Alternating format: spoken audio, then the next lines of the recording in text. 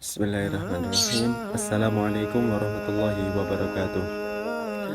Wastafid kali ini bagi saya bukan hanya tentang soal lancar atau tidaknya hafalan, tetapi tentang bagaimana saya pribadi memimpin diri saya ketika menghadapi lelahnya badan, lelahnya fisik, atau godaan untuk menyerah.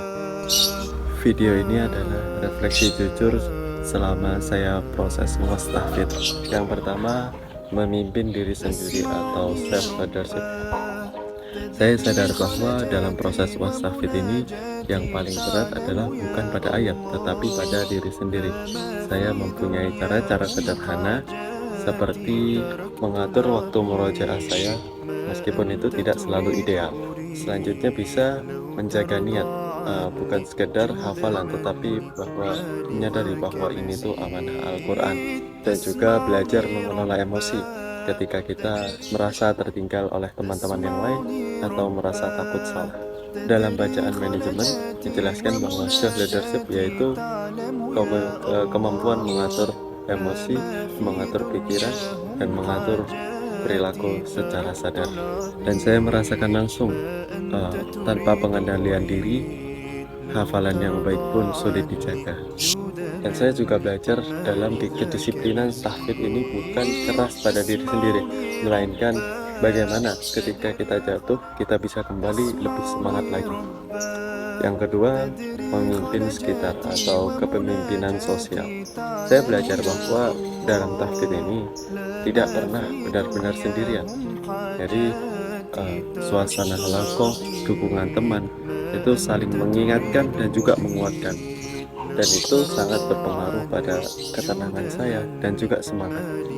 Terkadang saya yang memberi dukungan, tapi terkadang pula saya yang menerima dukungan. Dari situ saya belajar bahwa kepemimpinan sosial bukan hanya tentang mengarahkan, melainkan juga tentang hadir dengan empati dan juga sikap yang menenangkan. Seperti yang dijelaskan dalam pengantar, bahwa kepemimpinan sosial itu bukan jabatan, tetapi pengaruh moral. Dan dalam konteks tahfidz, pengaruh itu bisa sesederhana menjaga adab, tidak saling menjatuhkan, atau saling menghargai. Yang ketiga yaitu pelajaran terpenting. Pelajaran yang bisa saya ambil dari refleksi ini bahwa kepemimpinan yang sejati itu dimulai dari dalam diri sendiri. Saya belajar bahwa memimpin diri itu tentang kejujuran terhadap kondisi kita sendiri. Dan memimpin orang lain itu bukan tentang paksaan, tetapi tentang keteladanan. Wastafid bukan hanya evaluasi hafalan, tetapi medan pembelajaran kepemimpinan Quran.